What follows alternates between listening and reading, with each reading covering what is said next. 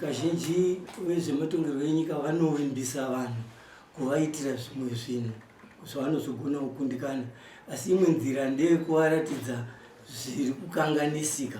Saka chandingada kuvatsanangudzira inyaya yemvura. Munoziva upenyu hwevanhu, vanhu tinorarama nemvura, asi mvura iyi kunyange ichitombopota ichishayikwa, asi painoonekwa pacho yaonekwa munhu anotogona kuvharirwa mvura kunzi hauna kubhadhara, uchifunga kuti chakosha imari here kupfuura upenyu hwemunhu, kuti zviri nani kuti munhu afe zvake ndekuti haana kubhadhara mvura, haana kupa kanzuru mari. Asi dai taibvunzawo kanzuru kuti imi pawholesale price munombotenga lita mari yekudhamu, vanotofunga kuti munhu pfungwa dzake dzaakutendera.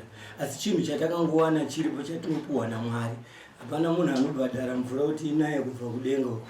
Mwari vanongoinayisa yopinda murwizi, zvekuti taifanirwa kuwana nyasha dzatairatidza ipapo kuti mvura zvatinoiwana pachena kubva kuna Mwari, hongu tinoshandisa zvedu machemicals, asi chemical ingabva yakonzera here kuti inini ndiri baba ndine mhuri, pamba pane vazukuru, vana vane manapukeni nezvinhu zvezvakadaro, mvura yovharwa. Chinotarisaiwo kuti kana munotaura neutsanana unotangira papi kana mandivharira mvura ndisikachava nemvura. Saka chiitiko icho vanhu vanongochiona sekunga zvinhu zvisina basa, asi zvinhu zvakadaro izvo ndizvo zvinorwadza musika vanhu.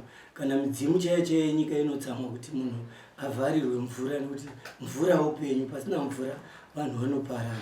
Saka ndinovatsanangudzira kuti vazive kuti vari kutokanganisirwa, havaitombofanirwa kuti vavharirwe mvura. Kana vachinga vasina kubhadhara, ngapatotsvagwa kana dziri dzimwe nzira dzekuti chikwereti ichocho chingapedzwa sei, asi uku munhu achirarama, vana vachigeza vachienda kuchikoro, panoti ubva wavhara mvura iyo. Apa unenge uchiti ndiwe baba, vamwe vanoti maseed fathers, ubva uchiona kuti kana baba vachivhara mwana mhuno kuti usafema, vanozofunga kuti anofema sei.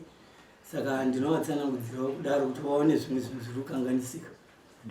Imimi muri muimbi ane mukurumbira, chazoita kuti muite pfungwa yekuti rega ndipinde mune zvematongerwo enyika chii? Ndinotenda nomubvunzo iwoyo. Ndofunga mimi ndiri munenge munotoziva kuti ndiri muimbi. Vamwe vangu vachitoti kune vaimbi vacho vamwe vaitoti handiziri muimbi, ndiri politician ari kuhwanda nekuimba, zvokuti ndakatomakwa zvekutoti inotodzi kana zvabuda uko haingotorwi semusic yekunzi DJ anongofara kuti ndaakuisa pamuchini, inodzi dzinotombofanira kudza kuti dzioneke. Saka imimi ndima musati maitoziva yanyu kuti ndiri muimbi, asi kune vamwe vanotoziva kuti ipolitician, zvokuti kana ndauya kunonga watoshamisa vanozota kuti asvika manje kwake kuyo.